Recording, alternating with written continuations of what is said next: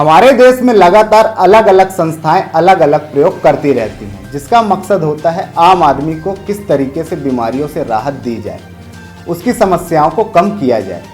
रीवा के श्यामसा चिकित्सा महाविद्यालय से संबंध संजय गांधी अस्पताल के एक मल्टीडिसिप्लिनरी रिसर्च यूनिट स्थापित की गई है।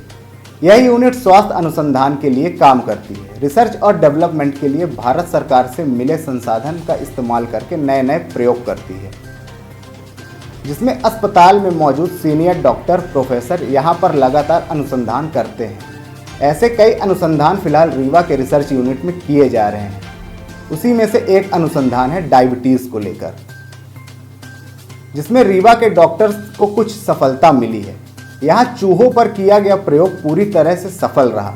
फिलहाल रिसर्च अभी जारी है और ऐसा माना जा रहा है कि जल्द ही रीवा के इस रिसर्च सेंटर से देश के डायबिटीज़ पेशेंट के लिए राहत भरी खबर आ सकती है। रीवा की इस रिसर्च यूनिट को देश में संचालित इस तरीके की 118 इकाइयों में से 10वां स्थान मिला है। वहीं बात की जाए वेस्ट और सेंट्रल जोन को मिलाकर तो इस यूनिट का नंबर तीसरा रहा। मध्य प्रदेश में रीवा और रिसर्च यूनिट ने एम्स भोपाल को पीछे छोड़ते हुए प्रथम स्थान हासिल किया है, जिसे प्राप्त किया मल्टीडिसिप्लिनरी रिसर्च यूनिट के नोडल अधिकारी प्रोफेसर राहुल मिश्रा और सहायक नोडल अधिकारी डॉक्टर संघपाणी महापात्र ने। किस चीज़ के लिए मिला प्रमाण पत्र? हमको नॉन कम्युनिकेबल डिजीजेस में रिसर्च के लिए, फैकल्टी रिसर्च के लिए ICMR का जो एक उपक्रम है, डिपार्टमेंट ऑफ हेल्थ रिसर्च, उसकी जो यूनिट्स है 118 मेडिकल कॉलेजेस में, एम्स भी उसमें इंक्लूडेड रहता है। तो उसमें जो हमने रिसर्च किया है, कई सारे प्रोजेक्ट्स चलते हैं। 22 अक्टूबर को 2014 को हमारी इस MDR यूनिट्स की स्थापना हुई थी रीवा में, और शुरू में doctor professor Jyoti Singh madam इसके नोडल अफसर थी। वर्तमान में मैं इसका नोडल अफसर हूँ और हमारे डीन साहब इसके होलसेल संरक्षक हैं।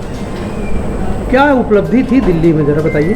दिल्ली में हमने जो रिसर्च की है और रिसर्च के बाद हमने जो आउटपुट दिया है सोसाइटी को, और जो हमने रिसर्च के बाद हमने गाइडलाइंस दी हैं, उससे जो मास पीपल को फ़ायदा हुआ है, उसमें हम अपनी रिसर्च में, उसमें हम देश भर में 10वें नंबर पे रहे। और निश्चित रूप से हमारी रिसर्च से, हमारी यूनिट से लोकल और नेशनल लेवल में हमारा नाम सामने आया है रिसर्च में, और आगे भी हमारे प्रोजेक्ट्स चल रहे हैं। कुछ प्रोजेक्ट्स कंप्लीट हो गए हैं। तो जो हमने रिसर्च के बाद आउटकम दिया और उससे जो समाज को फ़ायदा होने वाला है या पूरे विश्व में वो रिसर्च जाएगी, तो उससे जो फ़ायदा होगा उसके आधार पे उनका एक पैरामीटर्स रहता है, उनका एक मापने का तरीका रहता है। 4-5 पैरामीटर्स उसमें रहते हैं।